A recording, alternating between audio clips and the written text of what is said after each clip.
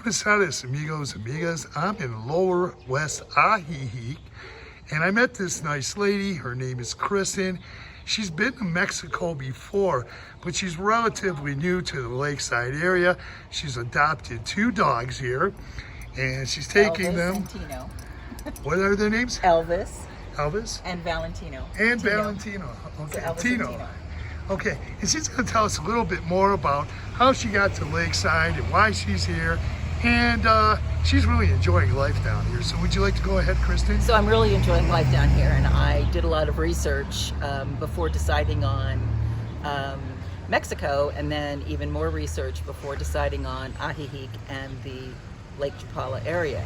Now, when we say I'd been to Mexico before, my dad was in the service, and so I had been to a few border towns in the mid to late 60s, but I'd never actually been into Mexico proper. I've been all over Europe, lived abroad, had an international remit when I was working, so I've been to a lot of places. Somehow Mexico had never been one of my destinations. And first of all, of course, the weather is magnificent here, and being a Californian and completely spoiled, I wanted to continue to be completely spoiled. The thing that's really wonderful, and I wish that more expats participated in this and understood what a deep part of the culture, the hospitable culture it is here in Mexico. We say, hola, buenos dias, hola, buenas tardes. Everybody says hello and wishes you a good day, a good morning, a good afternoon. It is, I feel, completely safe here. Mexico is a nation of laws. It is our neighbor on the border, and while there are crime problems everywhere, including here, they are de minimis. I myself haven't witnessed any, much less been the victim of any. I've had nothing but the kindest, most hospitable treatment from my neighbors. I live in a part of town that may have fewer expats than other areas. And I specifically wanted to live in a town where I could be a local and part of the community. So anyone who is considering a visit or a relocation would certainly get my vote of confidence for doing so, especially if you want to become part of the culture and part of the community, and it's really worth it. Yeah, and you know, we were talking beforehand when I met you. She was very nice, very approachable. And I saw her 2 dogs. They're beautiful dogs. And when she told me she got them from a dog rescue, they're just so beautiful. And you take really good care of them, too. Well, thank you. They take good care of me. Yes, of course. And so that was, I think you were telling me you were in San Antonio, or am I? So in the mid to late 60s, when my father was in the service, I grew up as a military dependent, and so I lived in San Antonio for 4 years, and we visited Nuevo Laredo, Juarez, and Juarez was just the most beautiful town. You know, that's the green side of the river, so tree-lined, you know, El Paso is kind of a big pink desert bowl, but Juarez has tree-lined boulevards and these beautiful colonial houses, and it was just the most beautiful place.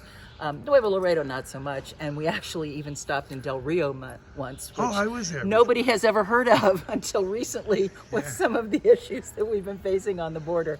As I say, I've traveled a lot and been lucky enough to live in different places in my life, and a culture, a warm and hospitable culture was really important to me. Great weather, because I'm a completely spoiled princess. And I absolutely love it here. After 2 months, I mean, even before today, I felt right at home. And I would make this same decision again in a heartbeat.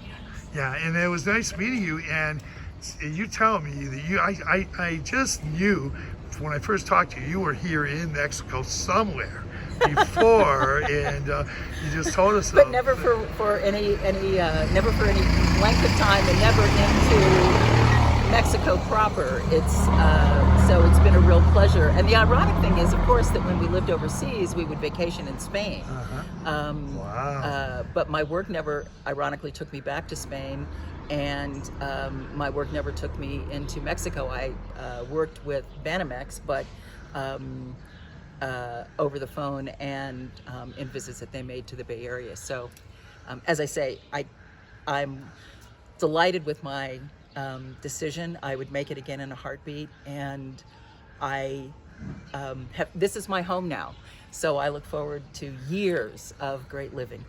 All right. Now, I want to say thanks for this interview or talking and telling us your experiences. But can will you introduce us to your dogs? You told me their names. Sure. Okay. So these dogs are brothers, so hermanos. Okay. And they had a third litter mate who was a foster fail with their foster. And this is Elvis, and Elvis is a blonde, and Elvis Presley actually had fair hair, and he was a heartthrob. And this is Valentino, who we remember was dark-haired, and also a heartthrob. And because Valentino is a little bit of a mouthful for a dog, his nickname is Tino. So we have Tino and Elvis, and they're just great. You know, they're still learning some house manners, and I actually found myself asking Elvis, but with a thought, what part of "this is not for you, don't you understand?" And I realized every part. Yeah, look, that's great. That's great. No, that's great. Now, you adopted these two. Yes. Yeah, so you got some dogs here, and they'll keep you busy walking too. Absolutely. We walk twice a day. We go down to the lake twice a day. Occasionally, when it's really busy there, we'll do a street walk or just for a change of pace. But we go to the lake every day. And that's the other thing. You know, I lived at the beach for a long time. Wow. And I get to go to the beach every day. The fact that it's a lake and not the Pacific Ocean is irrelevant. I go to the water twice a day. So in fact, a little bit more maybe than I did when I was in California. And the weather here is good all year, so that's not going to be interrupted by cold weather.